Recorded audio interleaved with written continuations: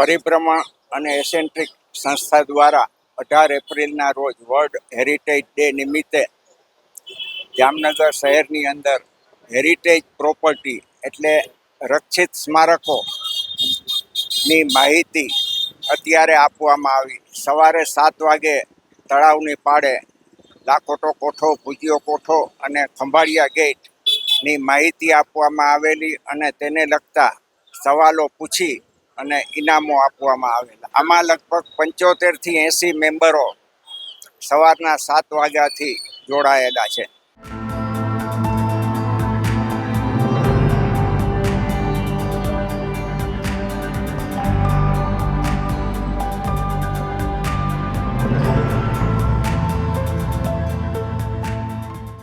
આજે હેરિટેજ દિવસના દિવસે અમે લાખોટા લેક જામનગરની આજુબાજુના જેટલા હેરિટેજ સાઇટ છે ત્યાં અમે જોવા આવ્યા છીએ. જેમ કે લાખોટા લેક, ભુજિયો કોઠો, એવા ઘણા બધા પેલેસીસ અમે જોવા આવ્યા છીએ. લાખોટા લેક તો અમે ઘણી બધી વાર જતા હશે. જામનગરનું મેઇન એટ્રેક્શન જ લાખોટા લેક છે.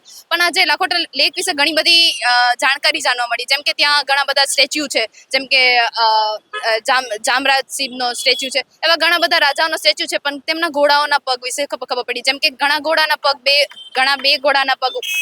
બે પગ ઉપર હશે, ઘણા ઘોડાના એક પગ ઉપર હશે.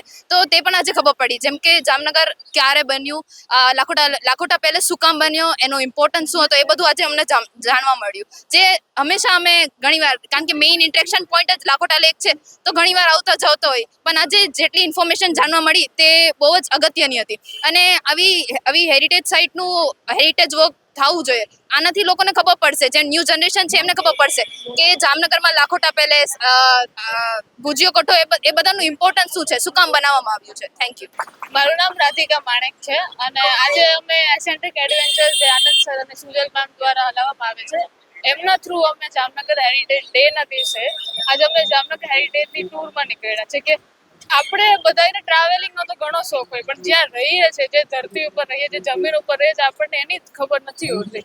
એટલે હકીકતમાં એવું જ થયું કે આપણે અહીંયા રહીએ છીએ તો આપણને એટલી બધી જાણકારી નથી હોતી કે અહીંયા હિસ્ટ્રી શું છે, અહીંની મોડર્ન હિસ્ટ્રી શું છે, કે અહીંયા અત્યારે હાલમાં શું ચાલુ છે, કે જેટલું પણ ડેવલપમેન્ટ થયું છે, આપણે ફોરેનમાં શું ડેવલપમેન્ટ થયું હોય એની બહુ ખબર હોય, ક્યાં શું ચાલતું હોય એની ખબર હોય. પણ જ્યાં આપણે રહીએ છીએ ત્યાંની હિસ્ટ્રી, ત્યાંની જે રાજા જે બધું જાણવા જેવી વસ્તુ છે એ આપણને ઘણી વાર ખબર નથી હોતી. અને આજે આપણને એક ઓપોર્ચ્યુનિટી મળી છે.